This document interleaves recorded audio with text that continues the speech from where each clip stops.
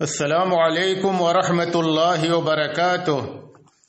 الحمد للہ رب العالمین والصلاة والسلام علی اشرف الانبیاء والمرسلین نبینا محمد وعلی آلہ وصحبہ اجمعین وبعد۔ معزز دینی بھائیو، آج کے اس پروگرام میں جس موضوع پہ کچھ خطاب کرنے کی کوشش کروں گا وہ بدشگونی، گناہ، اسباب اور اس سے بچاؤ کے طریقوں سے متعلق ہوگا۔ عربوں کے یہاں دور جاہلیت میں بہت ساری بدشگونیاں اور توہم پرستیاں پائی جاتی تھی۔ وہ بعض دنوں اور مہینوں کو منحوس سمجھتے تھے، بعض پرندوں کی آوازوں سے برا شگون لیتے تھے، اسی طریقے سے بعض آدمیوں سے بھی بدشگونی لیا کرتے تھے۔ اسلام کی آمد ہوئی، اسلام نے ان تمام تر بدشگونیوں اور توہم پرستیوں کو مٹایا اور مسلمانوں کو ایک صاف ستھرا عقیدہ عطا کیا جس میں نہ تو بدشگونی ہے، نہ تو توہم پرستی ہے، اور نہ تو اللہ تبارک و تعالی کے علاوہ غیروں کا ڈر اور خوف ہے۔ لیکن افسوس کی بات ہے کہ بعض جاہل اور نادان مسلمانوں نے ان بدشگونیوں اور توہم پرستیوں کو دوبارہ زندہ کر دیا جس کو نبی اکرم صلی اللہ علیہ وسلم نے مٹا دیا تھا۔ چنانچہ بعض مسلمان بعض دنوں اور مہینوں کو منحوس سمجھتے ہیں، اس میں شادی بیاہ اور اپنے بہت سارے کاموں سے رک جاتے ہیں۔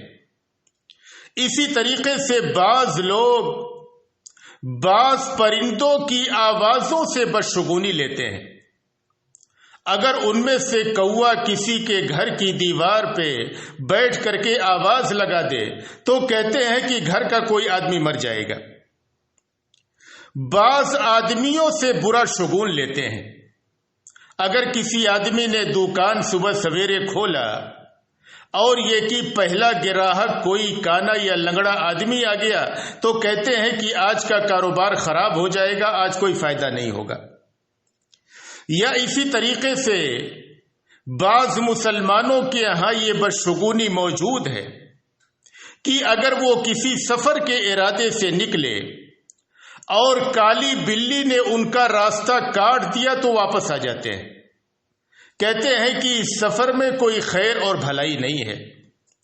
یہ تمام تر بدشگونیاں جن کو نبی اکرم صلی اللہ علیہ وسلم نے مٹا دیا تھا، لیکن بعض مسلمانوں نے اس کو دوبارہ زندہ کر دیا۔ ان بدشگونیوں کا اسلام سے کوئی تعلق نہیں ہے۔ نبی اکرم صلی اللہ علیہ وسلم نے ان بدشگونیوں کو مٹایا۔ آپ صلی اللہ علیہ وسلم نے ایک حدیث میں فرمایا، لا عدوى ولا طیرۃ ولا ہامۃ ولا سفر، کہ اللہ تبارک و تعالیٰ کی مشیت کے بغیر بیماریاں ایک دوسرے کو نہیں لگتی ہیں۔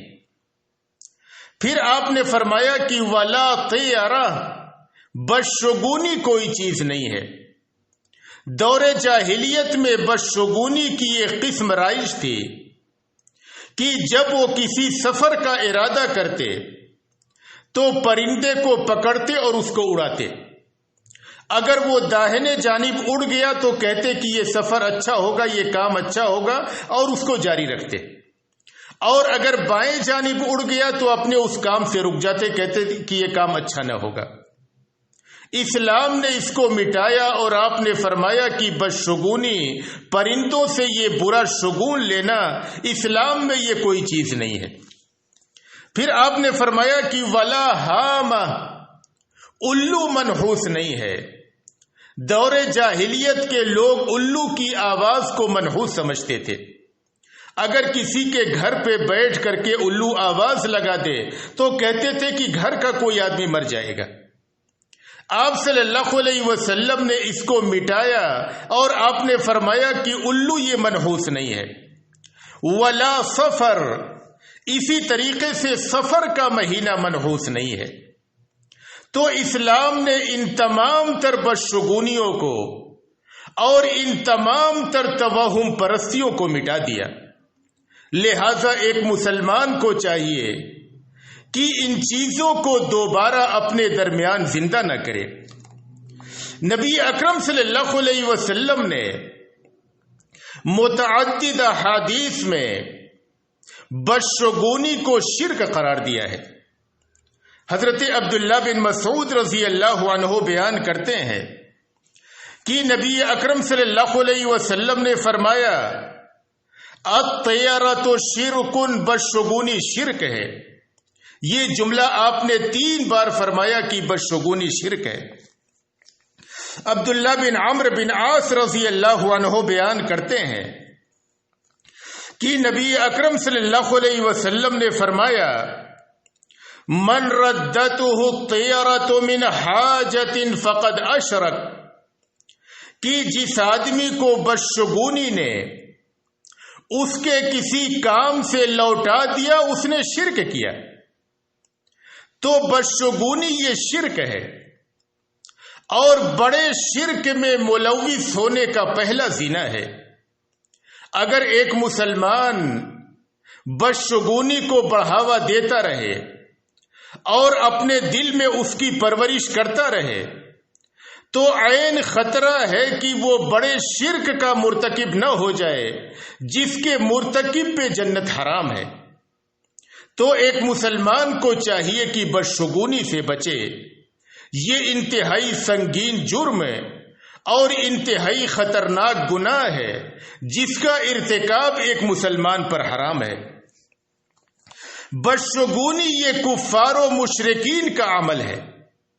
بدشگونی لینا مسلمان کا عمل نہیں، یہ کفار و مشرکین کا عمل ہے. جیسا کہ دور جاہلیت کے لوگ بدشگونی لیا کرتے تھے. اور اللہ نے قرآن کریم میں قوم فرعون کا ذکر کیا کہ وہ موسیٰ علیہ الصلاۃ والسلام اور ان کے ساتھیوں سے بدشگونی لیتے تھے.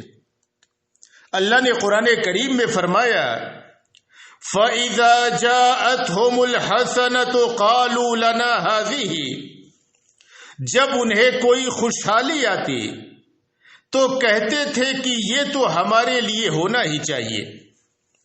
وَإِن تُصِبْهُمْ سَيِّئَةٌ يَطَّيَّرُوا بِمُوسَىٰ وَمَن مَّعَهُ، اور اگر ان پر کوئی بدحالی پیش آ جاتی تو وہ موسیٰ علیہ الصلاۃ والسلام اور ان کے پیروکاروں سے برا شگون لیتے تھے.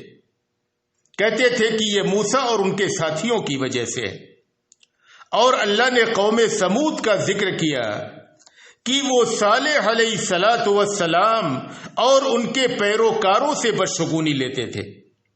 اللہ نے فرمایا قالوا طیرنا بک وبمن معک، کہ اے صالح ہم تم سے اور تمہارے پیروکاروں سے بدشگونی لیتے ہیں. تو بدشگونی لینا کفار و مشرکین کا عمل ہے، یہ مسلمان کا عمل نہیں ہے. بندے مسلم کو جو کچھ بھی پریشانی اور مصیبت لاحق ہوتی ہے یہ اس کے اپنے عمل کی وجہ سے ہوتی ہے. اللہ تبارک و تعالی نے کوئی دن خراب نہیں بنایا. اللہ تبارک و تعالی نے کسی پرندے کی آواز کو منحوس نہیں بنایا، یا یہ کہ کسی آدمی سے کوئی خیر و شر وابستہ نہیں ہے، بلکہ یہ تمام تر چیزیں اللہ کی جانب سے ہیں اور یہ کہ اللہ کے حکم سے ہوتی ہیں. اور انسان کو جو بھی پریشانی اور مصیبت لاحق ہوتی ہے یہ اس کی اپنی بدعمالیوں کا نتیجہ ہوا کرتی ہیں. بدشگونی سے پرہیز کرنا یہ اہل جنت کی صفات میں سے ہے.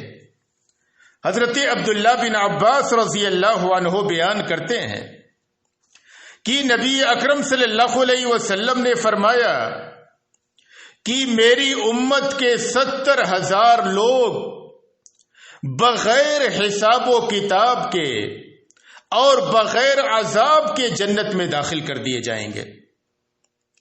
پھر آپ صلی اللہ علیہ وسلم نے ان کی صفات کا ذکر کیا، ہم الذین لا یسترقون ولا یتطیرون ولا یکتؤون وعلی ربہم یتوکلون، یہ 70,000 لوگ جو بغیر حساب و کتاب کے اور بغیر عذاب کے جنت میں داخل کیے جائیں گے، یہ وہ لوگ ہوں گے جو جھاڑ پھونک نہ کرواتے ہوں گے، بدشگونی نہ لیتے ہوں گے، دغواتے نہ ہوں گے، اور اپنے رب پر اعتماد اور توکل رکھتے ہوں گے۔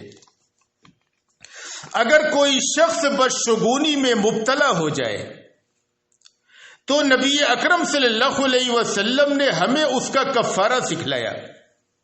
حضرت عبداللہ بن عمرو بن عاص رضی اللہ عنہ بیان کرتے ہیں کہ نبی اکرم صلی اللہ علیہ وسلم نے فرمایا، من ردته الطیرۃ من حاجۃ فقد اشرک، کہ جس آدمی کو بدشگونی نے اس کے کسی کام سے لوٹا دیا اس نے شرک کیا۔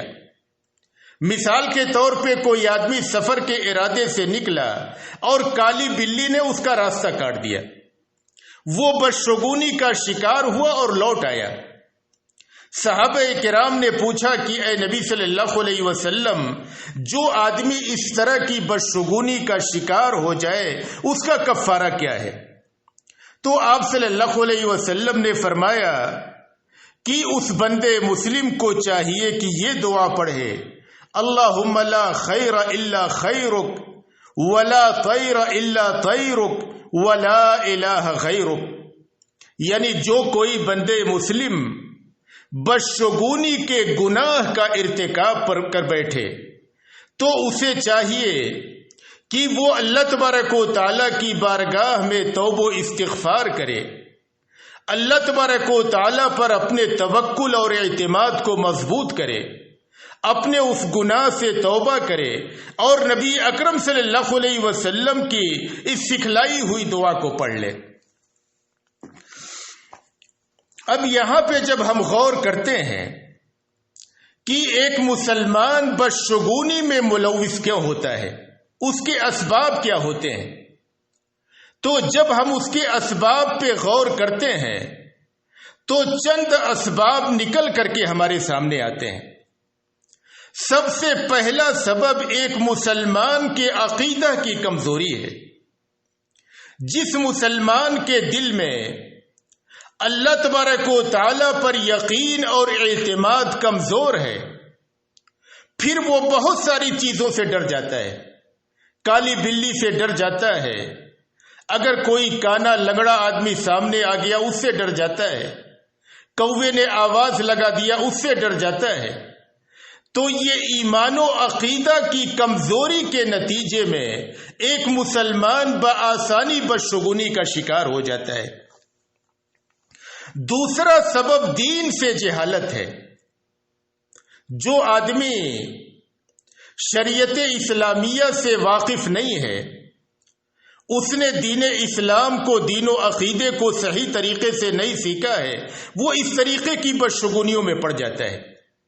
اسی لیے آپ دیکھیں گے کہ بدشگونی ہو، توہم پرستی ہو، قبر پرستی کے فتنے ہو، ان تمام میں ملوث آپ بیشتر ان لوگوں کو پائیں گے جو دین اسلام سے جاہل اور اس سے ناواقف ہیں۔ اسی لیے شریعت اسلامیہ نے ہر مسلمان پر یہ فرض قرار دیا کہ وہ اتنی مقدار میں دین کو ضرور سیکھے جس کے ذریعے سے وہ اپنے عقیدے کی حفاظت کر سکے، روزہ و نماز کو، اللہ کی عبادت کو صحیح طریقے سے قائم کر سکے۔ اتنی مقدار میں دین کا سیکھنا یہ ہر مسلمان پر فرض ہے۔ حضرت انس بن مالک رضی اللہ عنہ بیان کرتے ہیں کہ نبی اکرم صلی اللہ علیہ وسلم نے فرمایا، طلب العلم فریضۃ علی کل مسلم، کہ علم دین کا سیکھنا ہر مسلمان پر فرض ہے۔ یعنی اتنی مقدار میں علم دین کا سیکھنا جس کے ذریعے سے عقیدے کی حفاظت کی جا سکے، ایک بندے مسلم اپنے صحیح اسلامی عقیدے پر عمل کر سکے، اللہ کی عبادت کو صحیح طریقے سے انجام دے سکے، اتنی مقدار میں علم دین کا سیکھنا یہ ہر مسلمان پر فرض ہے۔ بدشگونیوں میں ملوث ہونے کا تیسرا سبب خواہشات نفس کی پیروی ہے۔ اگر ایک شخص سے اللہ اور اس کے رسول کے فرامین سے دور ہو کر کے اپنے من اور طبیعت کا غلام ہو جائے، اس کا دل جو چاہے اس پہ عمل کرے، تو پھر وہ بہت ساری توہم پرستیوں اور بدشگونیوں کا شکار ہو جاتا ہے۔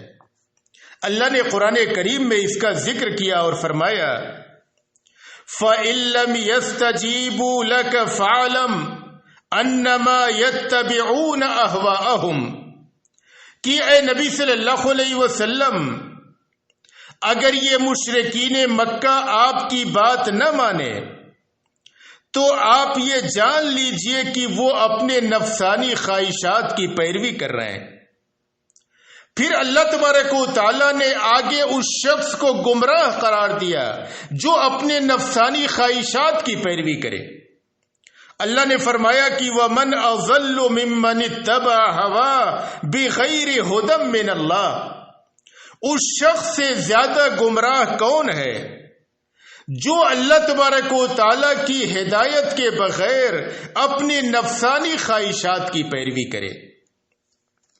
اسی طریقے سے بدشگونی میں ملوث ہونے کا چوتھا سبب اجداد پرستی ہے۔ مسلمانوں میں جو بہت ساری بدشگونیاں پائی جاتی ہیں وہ باپ دادا سے چلی آ رہی ہیں۔ باپ دادا فلاں چیزوں سے بدشگونی لیتے تھے، اسی سے آج لوگ بدشگونی لے رہے ہیں، اور جب ان سے کہا جائے کہ یہ چیزیں ہمارے صحیح اسلامی عقیدے سے ٹکراتی ہیں اور ان چیزوں میں نفع نقصان کی کوئی بھی صلاحیت نہیں ہے، ان سے ہمارا نفع نقصان وابستہ نہیں ہے، تو وہ ان باتوں کو ماننے کے لیے تیار نہیں ہوتے ہیں۔ اللہ نے قرآن کریم میں فرمایا، مشرکین مکہ کا ذکر کیا، اور اللہ نے فرمایا وَإِذَا قِيلَ لَهُمُ اتَّبِعُوا مَا أَنزَلَ اللَّهُ قَالُوا بَلْ نَتَّبِعُ مَا أَلْفَيْنَا عَلَيْهِ آبَاءَنَا أَوَلَوْ كَانَ آبَاؤُهُمْ لَا يَعْقِلُونَ شَيْئًا وَلَا يَهْتَدُونَ کہ جب ان سے کہا جاتا تھا کہ تم اس بات کی پیروی کرو جو اللہ نے نازل کیا ہے، تو کہتے تھے کہ ہم اسی کی پیروی کریں گے جس پر ہم نے اپنے آباء و اجداد کو پایا ہے۔ باپ دادا جس طریقے پر چلے ہیں ہم اسی طریقے پر چلیں گے۔ اللہ فرماتا ہے کہ گرچہ ان کے باپ دادا بے عقل رہے ہوں، ہدایت سے دور رہے ہوں، لیکن یہ کہ ان کا کہنا تھا کہ ہم اپنے باپ دادا کے طریقے پر چلیں گے۔ تو انسان بہت ساری گمراہیوں کا، بہت ساری بدشگونیوں اور توہم پرستیوں کا شکار ہو جاتا ہے اپنے آباء و اجداد کی اندھی تقلید کے نتیجے میں۔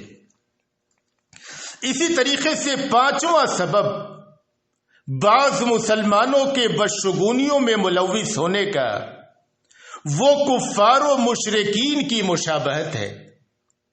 مسلمانوں میں بہت سی بدشگونیاں پائی جاتی ہیں کفار و مشرکین کی مشابہت کے نتیجے میں۔ مسلمانوں کی ان کے ساتھ بود و باش ہے، ان کے ساتھ رہن سہن ہے، تو آپ دیکھیں گے کہ مسلمان بہت سی باتیں بولتے ہیں یا بہت سی بدشگونیاں لیتے ہیں کفار و مشرکین کے طریقے پہ۔ جن چیزوں سے وہ بدشگونی لیتے ہیں اسی سے مسلمان بھی لیتے ہیں۔ اسی لیے نبی اکرم صلی اللہ علیہ وسلم نے ہمیں سختی کے ساتھ منع کیا اور سختی کے ساتھ امت مسلمہ کو ڈرایا غیر مسلموں کی مشابہت اختیار کرنے سے۔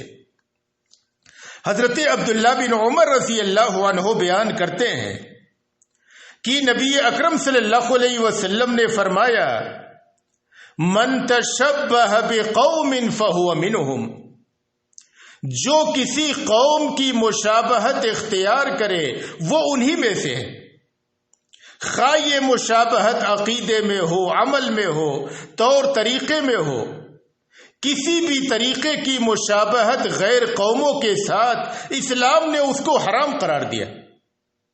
لہذا ایک مسلمان غیر قوموں کی مشابہت کے نتیجے میں اس طریقے کی بدشگونیوں کا شکار نہ ہو۔ اب ہم یہاں پر دیکھتے ہیں کہ ان بدشگونیوں اور توہم پرستیوں سے بچاؤ کے طریقے کیا ہیں۔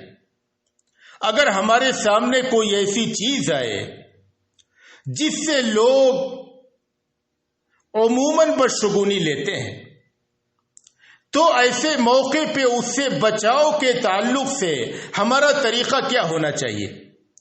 ہم کس طریقے سے ان چیزوں سے بدشگونی لینے سے بچ سکتے ہیں؟ تو ان میں سے سب سے پہلی چیز اللہ پر توکل اور اعتماد ہے۔ جب اس طریقے کی چیزیں سامنے آئیں جن سے جاہل لوگ بدشگونی لیتے ہیں اور دل میں کچھ وسوسے آنے لگے، تو بچاؤ کا طریقہ یہ ہے کہ ایک مسلمان اللہ تبارک و تعالی پر اپنے اعتماد اور توکل کو اور اللہ تبارک و تعالی پر اپنے یقین کو تازہ کرے اور اپنے تمام تر معاملے کو اسی اللہ کے حوالے کرے کہ جو کچھ کرنا ہے اللہ کو کرنا ہے۔ اس کالی بلی میں یا کوے کی آواز میں کوئی نفع نقصان نہیں ہے، جو کچھ کرنا ہے وہ اللہ کو کرنا ہے۔ حضرت عبداللہ بن مسعود رضی اللہ عنہ بیان کرتے ہیں کہ نبی اکرم صلی اللہ علیہ وسلم نے فرمایا الطیرۃ شرک، بدشگونی شرک ہے۔ پھر آپ نے فرمایا وما منا الا ولکن اللہ یذہبہ بالتوکل، کہ ہم میں سے ہر شخص کے دل میں کچھ نہ کچھ بدشگونی آتی ہے، لیکن اللہ تبارک و تعالی توکل کے ذریعے سے اس کو ختم کر دیتا ہے۔ اگر ایک مسلمان اللہ پر اعتماد اور توکل کر لے، اللہ پر یقین کر لے، اس پہ بھروسہ کر لے، تو ساری بدشگونیاں اس کے دل سے ختم ہو جائیں گی۔ اسی لیے اللہ نے قرآن کریم کی مختلف آیات میں ہم مسلمانوں کو اس بات کا حکم دیا ہے کہ ہم اللہ تبارک و تعالی پر اعتماد اور توکل رکھیں۔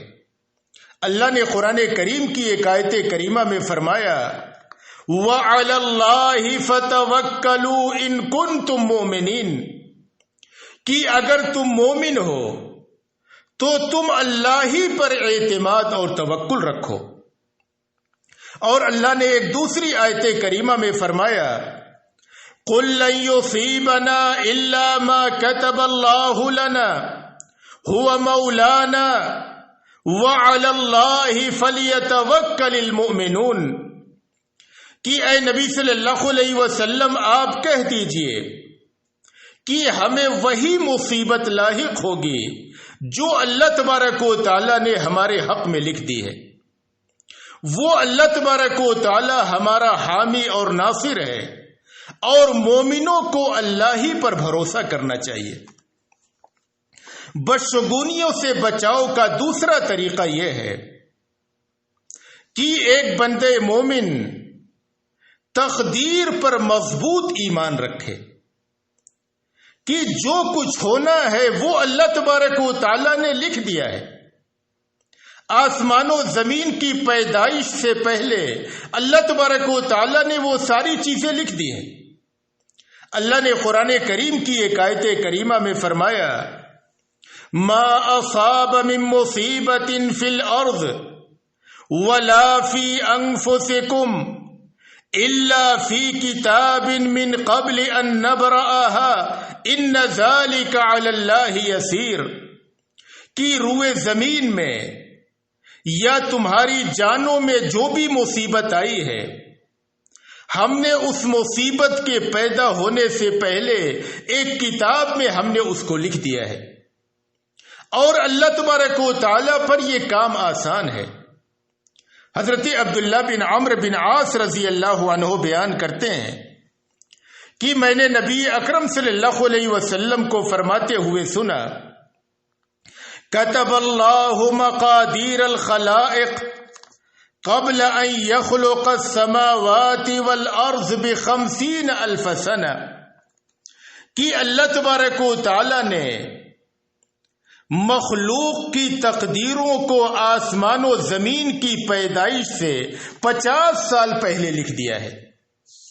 حضرت جابر بن عبداللہ رضی اللہ عنہ بیان کرتے ہیں کہ نبی اکرم صلی اللہ علیہ وسلم نے فرمایا، لا یؤمن عبد حتی یؤمن بالقدر خیرہ و شرہ، کہ کوئی شخص مومن نہیں ہو سکتا یہاں تک کہ وہ اچھی اور بری تقدیر پر ایمان نہ رکھے، یہاں تک کہ وہ اس بات کا یقین نہ رکھے کہ جو مصیبت اسے پہنچ گئی وہ پہنچنے ہی والی تھی، اور جو مصیبت نہیں پہنچی وہ پہنچنے والی نہیں تھی۔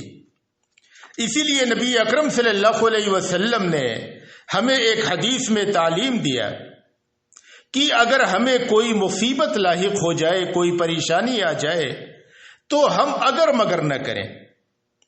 آپ صلی اللہ علیہ وسلم نے فرمایا، وَإِنْ أَصَابَكَ شَيْءٌ فَلَا تَقُلْ لَوْ أَنِّي فَعَلْتُ كَذَا كَانَ كَذَا وَكَذَا، کہ اگر تمہیں کوئی مصیبت لاحق ہو جائے تو تم یہ نہ کہو کہ اگر میں نے ایسا کیا ہوتا تو ایسا ہوا ہوتا، بلکہ تم یہ کہو قدر اللہ وما شاء فعل، کہ اللہ تبارک و تعالی کا یہی لکھا ہوا تھا اور وہی ہوا جو اللہ نے لکھ دیا تھا۔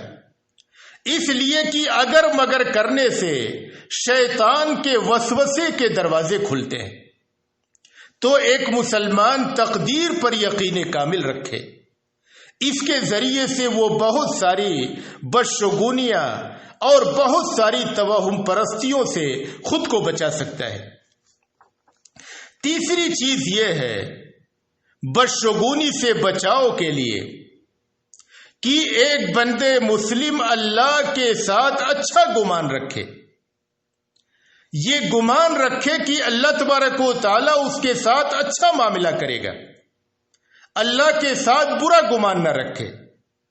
حضرت ابو ہریرہ رضی اللہ عنہ بیان کرتے ہیں کہ نبی اکرم صلی اللہ علیہ وسلم نے فرمایا کہ اللہ تبارک و تعالیٰ فرماتا ہے، انا عند ظن عبدی بی، کہ میں اپنے بندے کے گمان کے پاس ہوتا ہوں، بندہ میرے تعلق سے جیسا سوچتا ہے میں اس کے ساتھ ویسے ہی معاملہ کرتا ہوں۔